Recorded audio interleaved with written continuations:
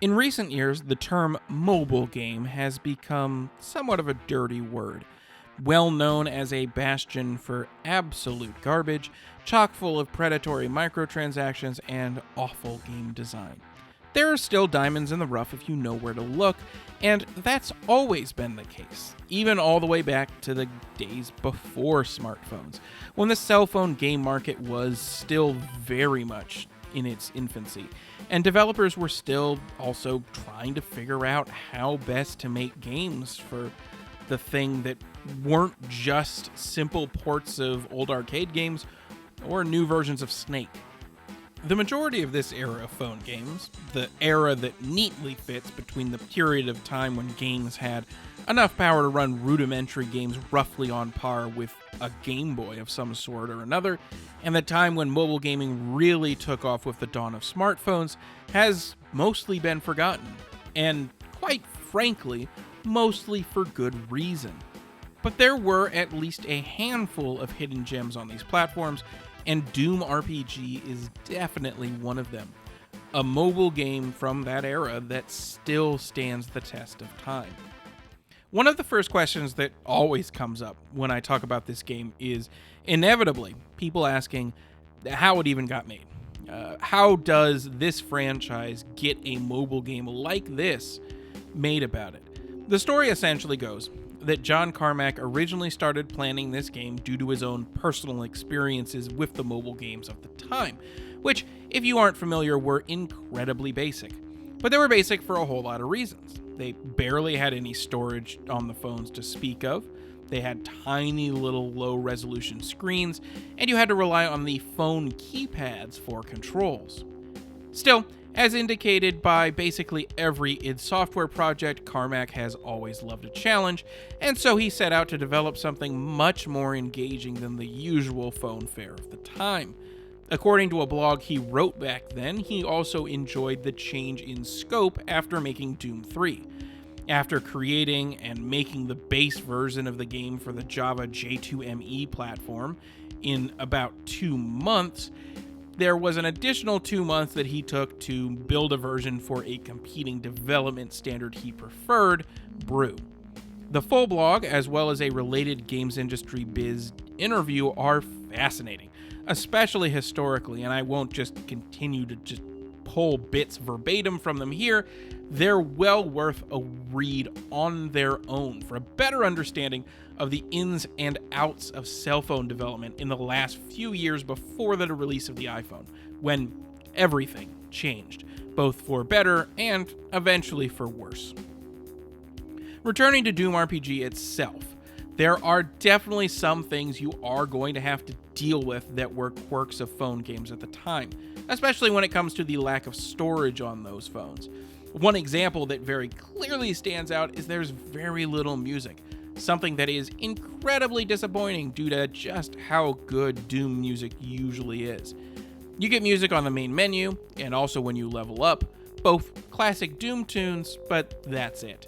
The gameplay, however, is more than good enough to shine through the minor issues brought on by the limitations of its chosen platforms, and that was kind of the point of this entire game, making something great within the capabilities of these devices that were extremely not made to play games on. As such, Doom RPG is essentially a turn-based dungeon crawler with the visual stylings of Doom 1 and Doom 2. You'll slowly make your way through the game's levels, shooting enemies in the face as you go, trading turns with them the whole way. All these levels are connected to a central hub where you can buy upgrades and chat with NPCs, with some of the levels gated by needing keycards that you can only find in levels you're meant to do earlier. Exploring the levels is a lot of fun, as it should be in a dungeon crawler, with the auto-map functionality from the older Doom games fitting in perfectly within the genre, and encouraging the finding of secrets in a way that is evocative of both Doom and of other turn-based RPGs. As you might expect in an RPG, you get XP for almost everything, from finding secrets, to killing monsters, to extinguishing fires. Like most of those RPGs, once you get enough XP, you'll level up and get a boost to your stats. The game allows you to repeat levels you've already done if you want, ostensibly to grind more levels or currency for ammos and upgrades, but I didn't find much need to do so. The dungeon crawling turn-based mechanics also force you to be even more considerate of which weapon is the best for any given situation or enemy. Some weapons may be more efficient in terms of how much ammo you need to burn in order to do an amount of damage, but you also have to consider how many turns it's going to take to do that damage. Of course, you also have a lot more time to think about these sorts of things since you're in a turn-based environment. There's a lot of the classic enemies, some new ones, and even an old friend from Wolfenstein 3D, renamed here as the Hellhound. All the classic weapons are here as well, along with a few new friends. The axe in particular is a lot of fun when enemies get up close, as well as for cracking open crates full of loot. And the new fire extinguisher mostly allows for you to put out fires that crop up, but can also be used to one-shot kill phantoms, little floating balls of fire. While the game mostly just looks like the early entries in the Doom series, one of the biggest aesthetic differences is that this game has NPCs and even a rudimentary plot delivered to you by those NPCs. On the one hand, it makes sense. This game is firmly in the same era as Doom 3, which had a very extensive plot. But still, having random people standing around and talking to you and computer terminals full of email in a game that looks like Doom 1 is just weird as hell, but not in a bad way. And it goes a long way to making this game feel more unique than just, hey, we cloned Doom and shoved some RPG mechanics into it. This wasn't even the only turn-based game that id would end up involved in, however. Doom RPG was successful enough that it was followed up by another title, Orcs and Elves, which came to the Nintendo DS, and eventually Wolfenstein RPG and Doom 2 RPG, both of which were relatively early iPhone games. But Doom RPG remains only officially available on old mobile phones that could run Java and Brew games, both incredibly outdated and unavailable game platforms today. As such, playing this game on any of its original platforms would be difficult, to say the least. Thankfully, there is a PC port available, and it will run on just about any machine that can run the EXE.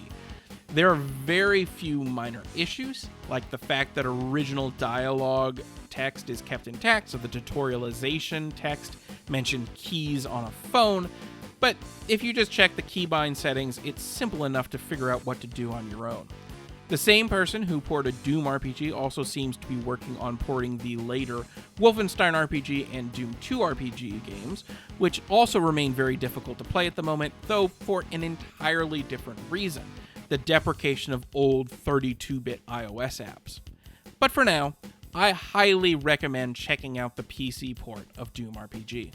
All of the game's individual elements, from the art style to the classic gameplay, come together to make it something I was shocked was still as good as it was, or frankly was good at any point. And I think it's absolutely still worth playing today, especially if you're a fan of classic PC games. Weirdly, despite the fact that it didn't come out until many years later, Doom RPG is, at its heart, mashing together some of the all-time most popular genres from the 90s era of PC gaming in a way that really resonated quite strongly with me, and I think will resonate with many PC gamers of that era as well.